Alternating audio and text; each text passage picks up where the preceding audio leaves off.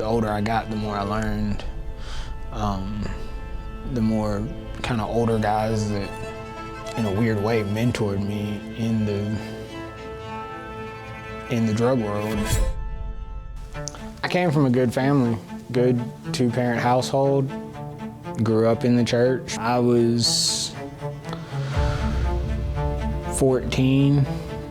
I was going through some mental things just individually, partying, trying heroin, and different pills, Loratabs, Xanax, Oxys, Opanas. But it was a way to regulate my own emotions when I didn't know how to regulate them. I carried that mentality on into high school, or into college, and just gave up and dropped out. When I was 21 or 22, that was the point where it was full blown. It was every day, heroin addiction. I overdosed 3 times in one weekend at home with my parents in the house. Seeing the look on their face of somebody that truly loves you and has loved you your whole life, it changed my perspective. I truly believe God sent me some of those hard times to wake me up and make me realize where I am, what's going on, and what do I need to do.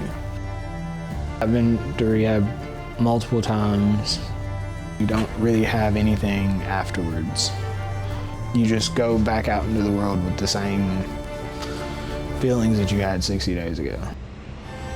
The mentor program with Unbound Grace, they give you somebody to kind of walk through life with you. Having that support system around you, you unlearn those old behaviors and you learn new ones. It was divine intervention. The people that I met, the situations that I went through, even the hard times, I think it all comes to God. It can't. I didn't do it. We saw what I did. I mean,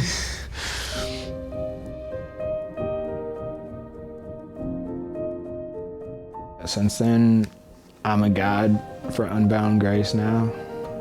So I guess be trusted by God to be able to be put in this position to help other people, like people helped me. That's where my peace and happiness comes from, is being able to give back, to be able to help others, to be able to do for other people what's been done for me. You know, and I think Unbound Grace has been there probably a lot more than they think they have for me. There's more love that went into this than I even could have imagined.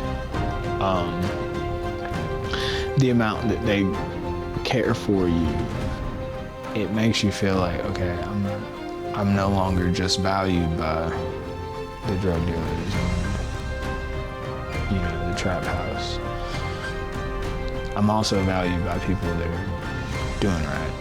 They're doing the right thing, and something that not a lot of people can do.